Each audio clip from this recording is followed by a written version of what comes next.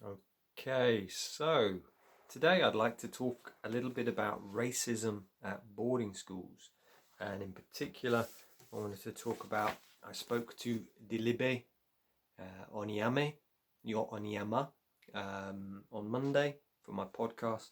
And I just wanted to talk a little bit about some of his wisdom and what he shared. So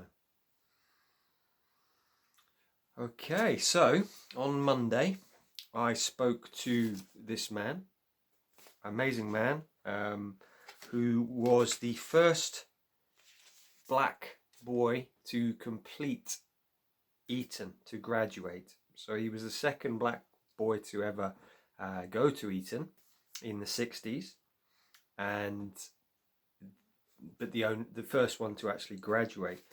And originally, the book was called A Nigger at Eton. That was its original publication. And when, in the podcast, which I'll share, probably be next week now, the audio quality is not great in places because he's speaking to him from Nigeria. So he was sent from Nigeria to prep school and then from prep school to Eton. And he wrote this book, and essentially he wrote it when he was 21, and the school tried to do everything to stop its publication, and fortunately the publisher was taking none of that and published it anyway. But I think quite a lot of powerful people who, the governors, people like that, tried to ban the book. And essentially in the book, what he talks about is that there was a lot of racism when he got there, and rather than taking it, what he learned to do, he was kind of a big strong man, big strong boy. He fought back, but that didn't stop the racism, just continued it. And yeah, so it's a very sad story, and yeah, it just kind of made me reflect about racism at boarding schools. So, if we're different in any ways, as those who are watching this, we notice that there were those on our year or maybe in the house who were different, maybe by colour, by race, by how they talked or how they looked. It was picked upon. And, for Dillibe, there was only two black boys at Eton in the 60s during his time. Now he's saying that I think it's 10%, so like about 100, 130 boys of colour now there at the school. He said that, when the book came out, the school banned him. So 1972, they banned him. It was basically until about 2020 is when they lifted the ban. So nearly 50 years he was banned from the school. And it's a really fascinating conversation. But just to see the reason that he was, the ban was cancelled was around Black Lives Matter. There was a lot of, campaigning.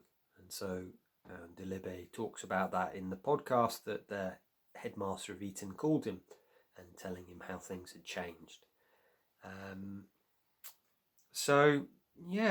I think it is sad. I mean, I've just been speaking to someone and just hearing people's stories, and I hear them every day about what went on at boarding school.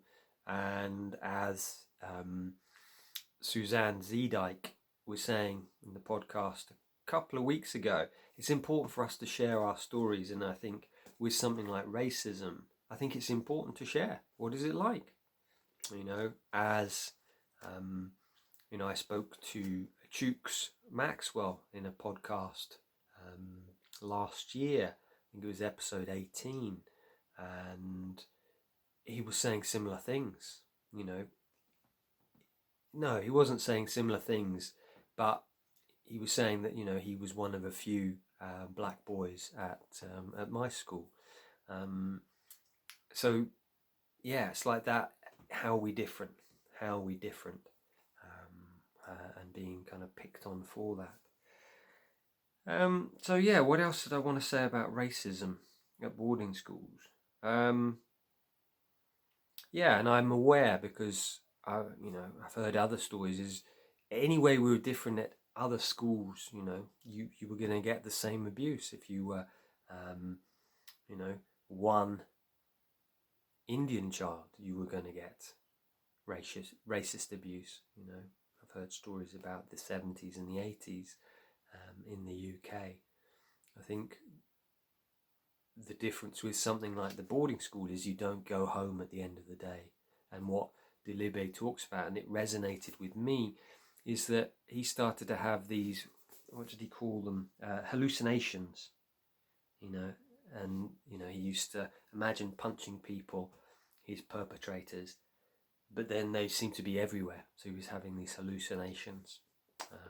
So yeah, it kind of feels very sad.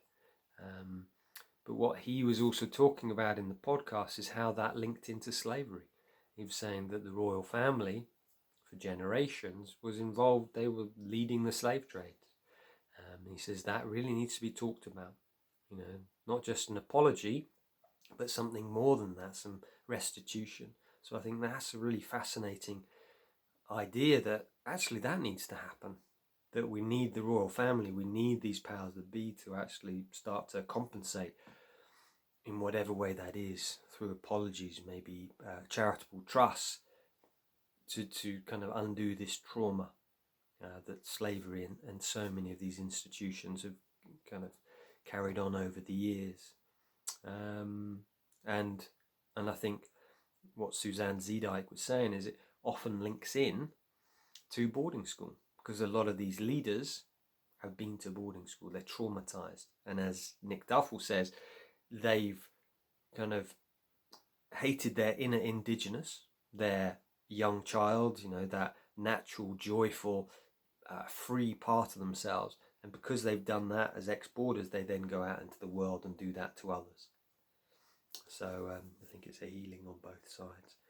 So yeah, really recommend you read that, and I will post this probably next week. I've got another podcast lined up in a couple of weeks, hopefully, with one of the founders of the Mankind Project, Bill Cowth, who wrote The Circle of Men, and another book about communities. So yeah. So any questions, please do let me know. And yeah, really recommend reading his book and listening to podcasts when it comes out, with the proviso that the audio quality is not great in places. I didn't want to delete it, so that you're able to at least get the gist of what we were talking about. Okay, take care. Thank you.